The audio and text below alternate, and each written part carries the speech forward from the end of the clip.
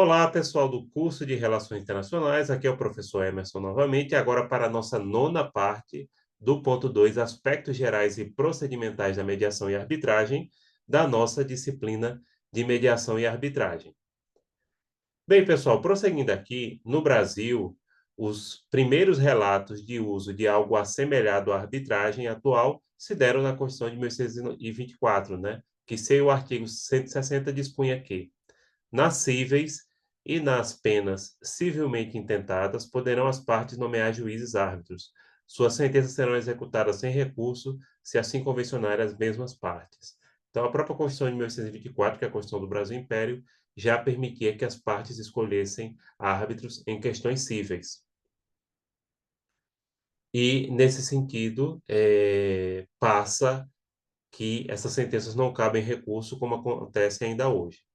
Não há entendimento pacífico sobre a natureza jurídica da arbitragem, formando-se a esse respeito três correntes. Primeira, a privatista ou contratualista, defendida por Carreira Alvim, sendo o italiano, grande professor italiano processualista Chiovenda, o precursor.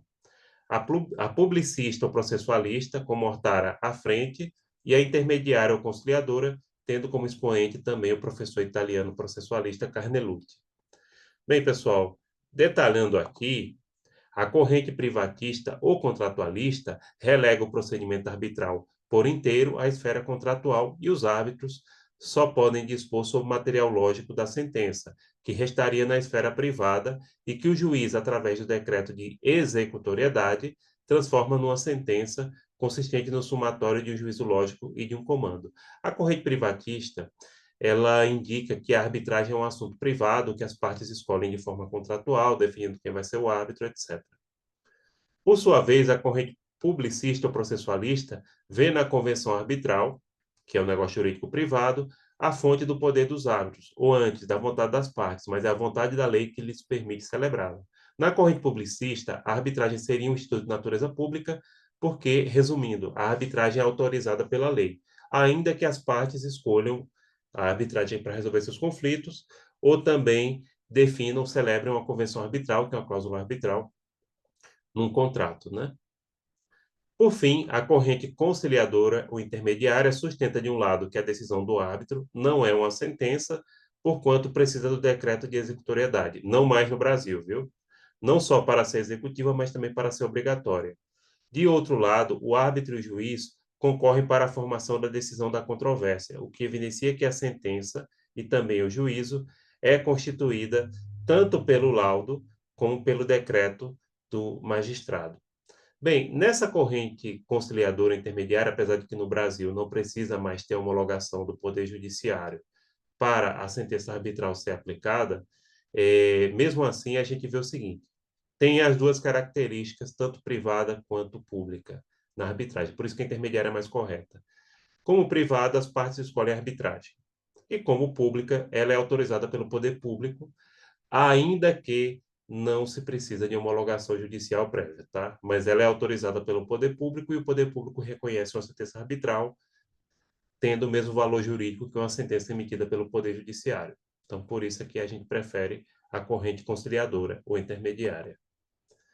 O desembargador de Minas Gerais, Carreira Alvim, conclui que a arbitragem brasileira, depois do advento da Lei 9.307 de 96, a chamada Lei Marco Maciel, porque foi ele que propôs quando era senador, passou a ser de natureza jurisdicional, salvo no que concerne a sua origem e sua essência, por resultado da vontade entre as partes. Aí ele puxa mais para público, mas eu já expliquei porque eu acho que ela é mais intermediária, né? Tem características públicas e privadas. Quais são as características da arbitragem? Primeiramente, a especialização. Segundo, a celeridade.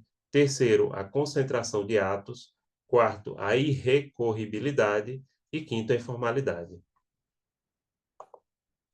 Especialização, né? Na arbitragem, as partes, por meio da autonomia de sua vontade, selecionam o terceiro alheio à disputa para dirimir aquele conflito que as alcança. Isso quer dizer que, naturalmente, essa seleção leva em consideração vários aspectos, e um dos mais relevantes vem a ser o fato de esse terceiro alheio à disputa ser dotado de conhecimentos específicos acerca da matéria objeto da disputa.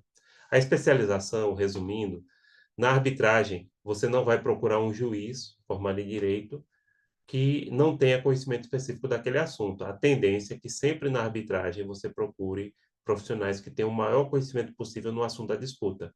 Se for em comércio exterior, você não vai procurar um juiz de direito. Você vai procurar um profissional de relações internacionais, um profissional de comércio exterior, porque ele tem muito mais conhecimento. O que ele precisa fazer, a gente já falou isso várias vezes e vai falar quantas forem necessárias, é que ele precisa fazer um curso de capacitação para poder exercer essa função de árbitro mediador, tá? Esses cursos são realizados em todo o Brasil, inclusive aqui em Caruaru, como a gente já falou, a OAB está fazendo um agora, tem gente de RI do nosso curso fazendo esse curso, tem alguns que têm certificação internacional, enfim. Então, tem que ser um especialista naquela área, tá? E que tenha capacitação para atuar como árbitro ou mediador através dos cursos das instituições que são credenciadas para isso, seja feito em Caruaru ou em outro lugar, tá? Celeridade. O processo judicial é eivado de procedimentos, atos e formalidades que lhe são tradicionais. O fato é que esse conjunto de protocolos que se obstina a garantir maior segurança resulta em maior lentidão para a decisão final. Na arbitragem, por outro lado, os atos são mais concentrados e da decisão final não cabe recurso.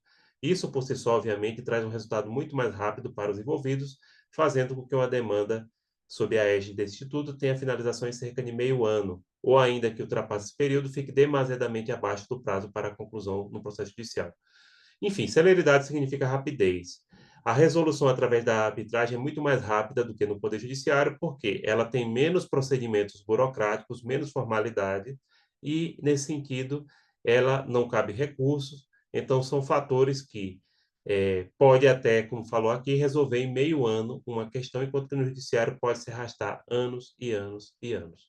Pessoal, aqui a gente encerra a nona parte do ponto 2, aspectos gerais e procedimentais da disciplina de mediação e arbitragem. Daqui a pouco a gente se vê. Tchau, tchau.